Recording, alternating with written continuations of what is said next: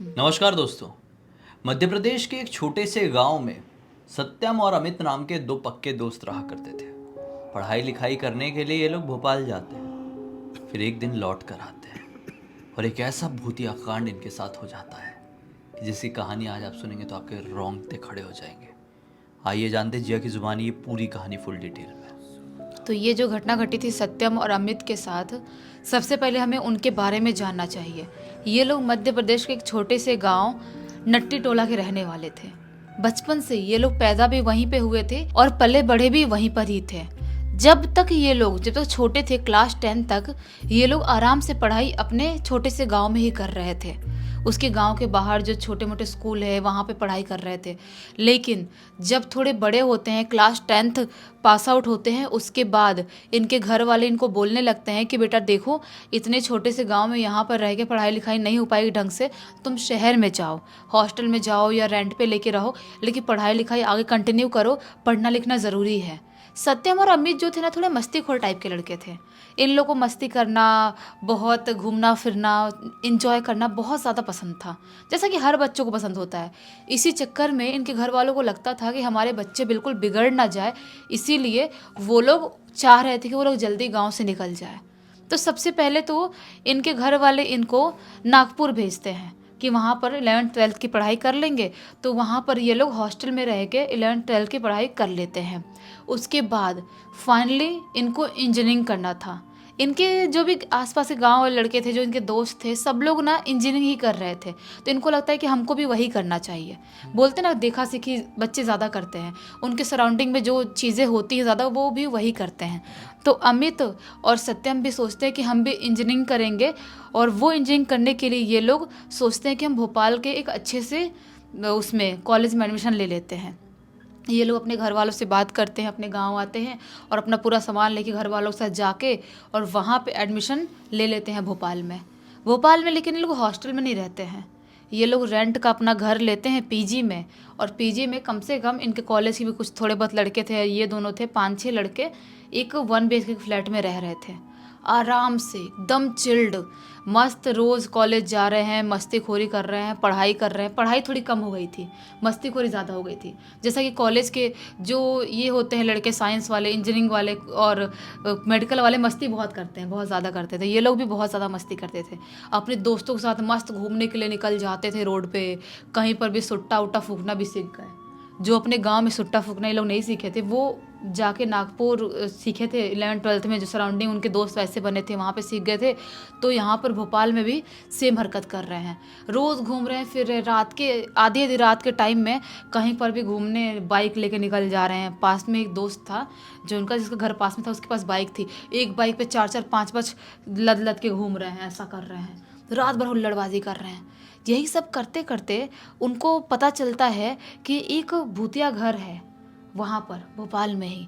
वो भूतिया घर के तरफ भी ये लोग जाते हैं रात के टाइम पे। वहाँ पर भी चिल्ला उल्ला के चैलेंज करके, है क्या कोई भूत, क्या सच में यहाँ पर कोई भूत रहता है।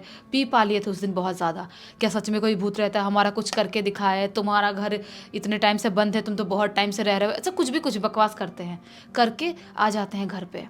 जिस दिन से जिस दिन से सत्यम ने और इसने, अमित ने उस घर पे जाके, उस घर के बाहर उस भूत को चैलेंज किए थे, या जो भी उस घर के बारे में गंदा गंदा बोले थे, हुल्लड़बाजी किए थे, उसके बाद से इनकी तबीयत बहुत ख़राब रहने लगी थी, दोनों की। और जो इनके साथ भी और 2-3 लड़के थे, उनकी भी थोड़ी बहुत तबीयत ख़राब हुई थी, लेकिन वो लोग दवाई वाई खाए थे, ठीक हो गए थे। इन दोनों की तबीयत ठीक नहीं हो रही थी, बुखार लगा हुआ ही है, सर्दी जुकाम हो ही रही है, बहुत ज़्यादा परेशान हो गए। कितने डॉक्टर्स को बदल लिए, डॉक्टर्स दिखा लिए, लेकिन ये लोग ठीक ही नहीं हो रहे हैं, बहुत परेशान हो गए। जब घर वालों से फ़ोन में बात करते हैं, घर वालों को बताते हैं कि तबीयत इतनी ज़्यादा ख़राब लग रही है, हम ठीक नहीं हो पा रहे हैं, तो इसके अमित के पापा आते हैं और बोलते हैं कि चलो बेटा दोनों गांव चलो, थोड़े टाइम गांव का हवा पानी लगेगा, फ्रेश एयर लोगे तो तबीयत ठीक होगी, पानी बदलो थोड़ा, हर जगह का पानी सूट नहीं करता है। तो इसके अमित के पापा अमित को और सत्यम को दोनों गांव लेके चले आते हैं। दोनों बचपन के दोस्त थे, एक ही गांव के थे, तो सबको पता था एक किसी का फैमिली जाए तो दूसरा आ ही सकता है, ऐसा वाला था। ये दोनों अपने गांव आ गए।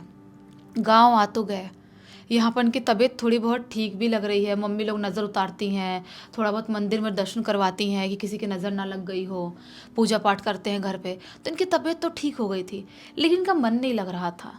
वो जो तबीयत ख़राब हुई थी उसकी वजह से इनको कमज़ोरी भी बहुत ज़्यादा हो गई थी, ढंग से चलते फिरते थे, चक्कर आता था, ऐसी हालत हो गई थी। वो पी पा के ज़्यादा हालत ख़राब कर लिए थे, या भूतिया घर में जाके उन्होंने चैलेंज करे कुछ ऐसा कर लिया था, लेकिन कुछ तो हुआ था इनको। तो अभी ये लगभग ठीक हो गए हैं, तबीयत भी थोड़ी बहुत ठीक है, चक्कर आ रहा है लेकिन चल रहा है, अभी ठीक है। इनको ना बोर होने लगा था घर पे, बहुत गंदा बोर।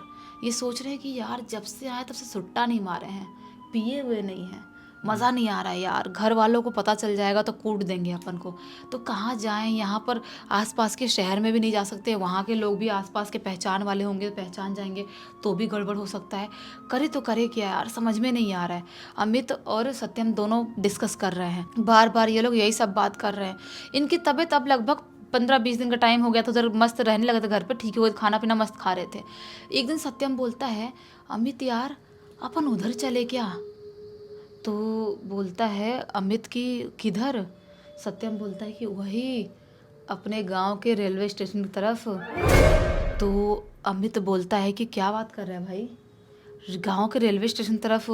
हाँ दिन में तो जा सकते, लेकिन तू अगर रात की बात कर रहा है तो भूल जा।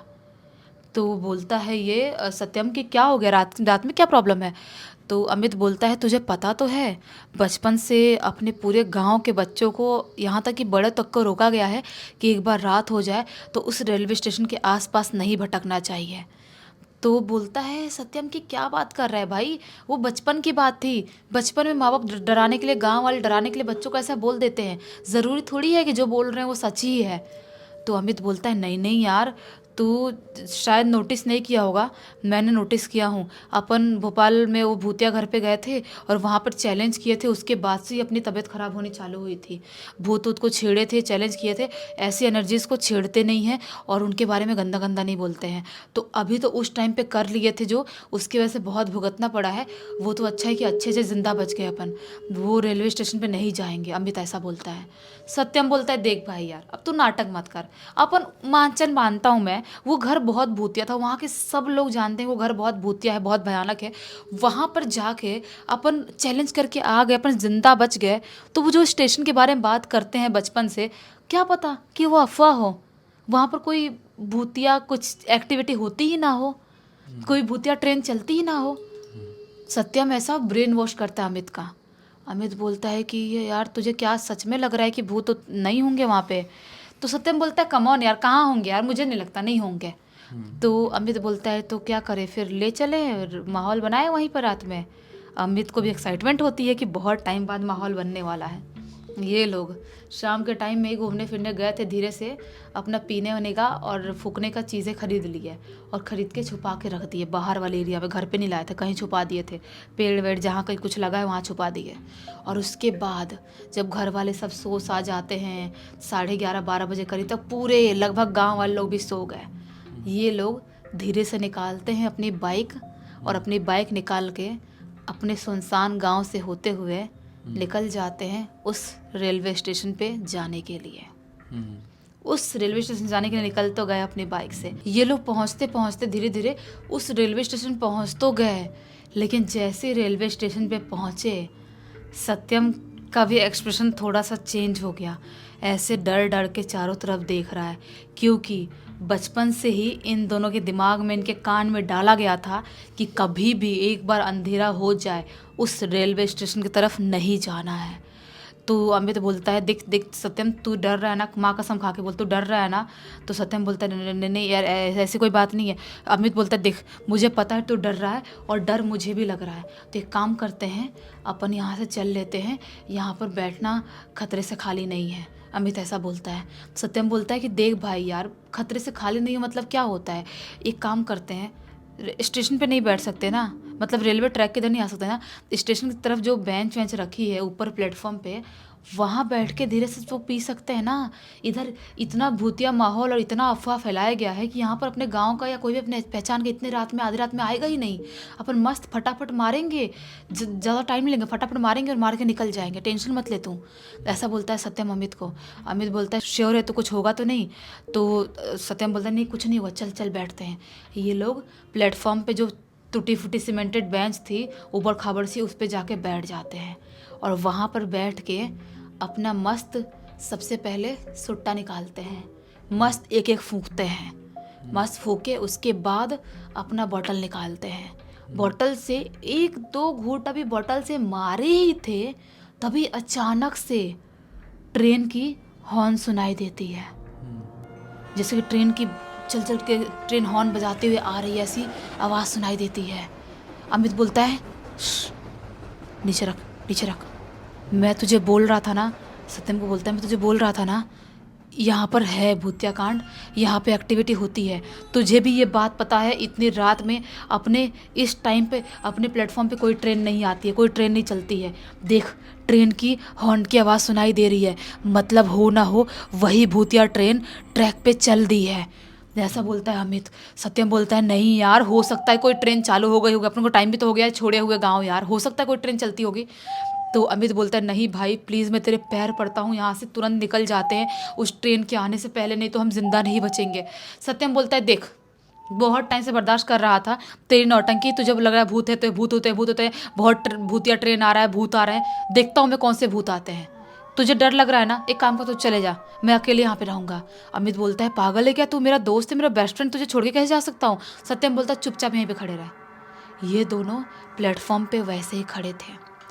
हॉर्न की नॉन स्टॉप आवाज़ आ रही है, डट करते हुए ट्रेन प्लेटफॉर्म पे आवाज़ आ रही है कि ट्रेन आई है। जो रेलवे ट्रैक है उसके बजने की भी आवाज़ आ रही है कि ट्रेन वहाँ पर चल रही है, प्रॉपर ट्रेन चल रही है, आवाज़ आ रही है, लेकिन ट्रेन इनको दिखाई नहीं देती है, ट्रेन दिखाई नहीं दे रही है। ये ध्यान से देखने की कोशिश कर रहे हैं, ट्रेन तो चल रही है रेलवे ट्रैक पे, लेकिन ट्रेन की आवाज़ भी आ रही, सब हो रही है, ट्रेन दिखाई क्यों नहीं दे रही है। ये लोग आँख अपना मलते हैं और बहुत ध्यान से देखने की कोशिश करते हैं, अपना पूरा दिमाग लगा लगा कर देखने की कोशिश कर रहे हैं। तभी अचानक से धुंधली से धुआं, वहाँ पे अजीब सा धुआं उत्पन्न होता है और उसी धुएं के बीचों बीच एक पुरानी सी ट्रेन इनको दिखाई देती है, जिस ट्रेन में कोई भी बत्ती नहीं जल रही है, सिर्फ और सिर्फ एक पुरानी सी ट्रेन है। अभी ये लोग उस ट्रेन को देख ही रहे होते हैं, तभी अचानक से उस ट्रेन के अंदर से भड़बड़ाते हुए बहुत सारी भीड़ बाहर निकलती है। जो भीड़ थी ना, उस भीड़ का हर एक इंसान ने सिर्फ और सिर्फ सफ़ेद कलर के कपड़े पहन के रखा था। वो भीड़ भागते हुए इनके तरफ आने लगती है। अब सत्यम भी घबरा जाता है और अमित का हाथ पकड़ लेता है, बोलता है, "सत्यम भाई, ये लोग अपने तरफ की क्यों आ रहे हैं"। अमित बोलता है कि मुझे तो बहुत गंदी वाइब आ रही है, कुछ बहुत नेगेटिविटी मुझे महसूस हो रही है भाई, यहाँ से भागते हैं। जैसे ये लोग सोचते हैं वहाँ से भागते हैं, जो भीड़ इनकी तरफ आ रही थी ना, ऐसे जुक से हवा की स्पीड में इनके सामने आ खड़ी हो जाती है।